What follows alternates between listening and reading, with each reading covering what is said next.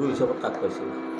মই গুৰু হিচাপত বেহেলাৰ গুৰু হিচাপে বনিয়াগুচি লচিমাৰ প্ৰয়াত তাৰক চন্দ্ৰ গোস্বামী ছাৰৰ তাতে প্ৰথম শিকিছিলোঁ। তাৰপিছত যে মই মেট্ৰিক পাছ কৰাৰ পিছত পাঠশালালৈ গ'লোঁ। বাকী মোৰ ইয়াত অসম্পূৰ্ণ হৈ আছিল, সেই অসম্পূৰ্ণ শিক্ষাখিনি মই পাঠশালাৰ দীপক বৰুৱা ছাৰৰ তাতে শিকি সম্পূৰ্ণ কৰিছোঁ। দীপক বৰুৱা ছাৰ এই সপ্তশ্ৰুতিমালা সংগীত বিদ্যালয় এখন আছে, তেখেতে তাতে কাম কৰে আৰু তেখেতে বিভিন্ন থিয়েটাৰত তেখেতে সংগীত পৰিচালনা কৰে। তেখেতক গুৰু হিচাপে পাই মই নিজকে ধন্য মানিছোঁ। সংগীত শিক্ষাৰ ওপৰত আপুনি ইয়াত মন মেলিছে এজন চাকৰিয়াল হিচাপত, এই ক্ষেত্ৰত আপুনি কি ক'ব? হয়, চাকৰিয়াল বুলি কথা নাই। মই ভাবোঁ আৰু মানে শিক্ষাৰ কোনো বয়স নাথাকে, যদিও মোৰ বয়স হ'ল এতিয়া, মানে ছাত্ৰ হিচাপে থাকিব নালাগে যদিও বয়স নাথাকে শিক্ষাৰ। সেই ক্ষেত্ৰত এতিয়া মই মানে সৰুতে ভাবিছিলোঁ, কিন্তু বিভিন্ন অসুবিধাৰ বাবে হোৱা নাই। সেইটো সপোন হৈয়ে থাকিল। এতিয়া আৰু সপোনটো যাতে জীৱ পাৰোঁ তাৰ কাৰণে ইয়াত আহিছোঁ। মানে কলাটোৰ প্ৰতি এটা হেঁপাহ আছিল, শিকাৰ কলাটো ভাল পাওঁ, সেইকাৰণে শিকিবলৈ যত্ন কৰিছোঁ।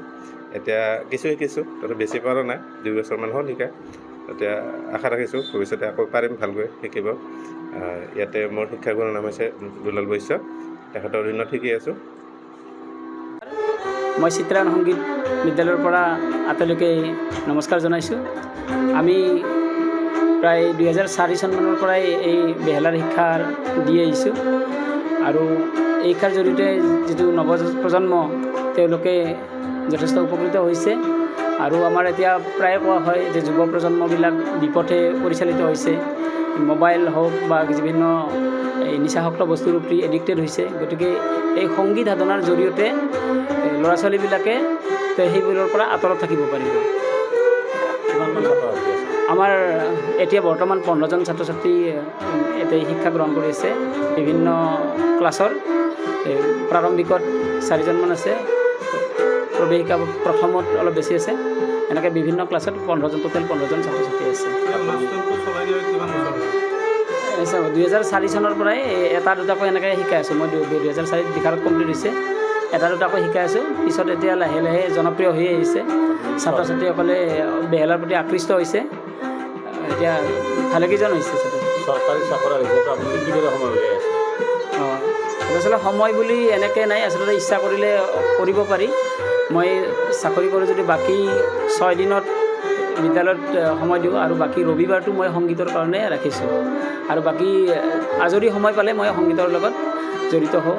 বিভিন্ন সাংস্কৃতিক অনুষ্ঠানত হওক বা ওচৰে পাঁজৰে যিবিলাক নাটক বা অন্যান্য বিদ্যালয়বিলাকত বাৰ্ষিক অধিৱেশন হয়, সেইবিলাকত মই অনুষ্ঠান পৰিৱেশন কৰোঁ বা আমাৰ ছাত্ৰ ছাত্ৰীসকলে লগত লৈও অনুষ্ঠান পৰিৱেশন কৰোঁ। জাতি কাষৰীয়া গাঁওবিলাকৰ যদি কোনোবা ছাত্ৰ ছাত্ৰী আগ্ৰহ প্ৰকাশ কৰে, কি ক'ব তেওঁলোকক?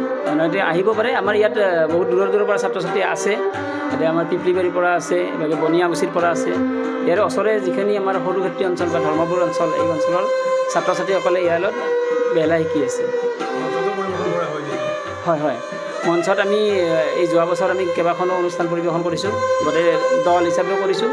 আৰু মই ব্যক্তিগতভাৱেও আমাৰ এটা সুৰ বাহিনী আছে,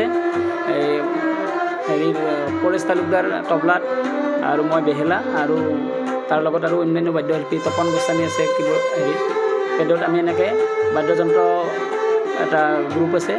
আমি দূৰদৰ্শন নাইবা অন্যান্য চেনেলবিলাকত এনেকৈ অনুষ্ঠান পৰিৱেশন কৰিছোঁ।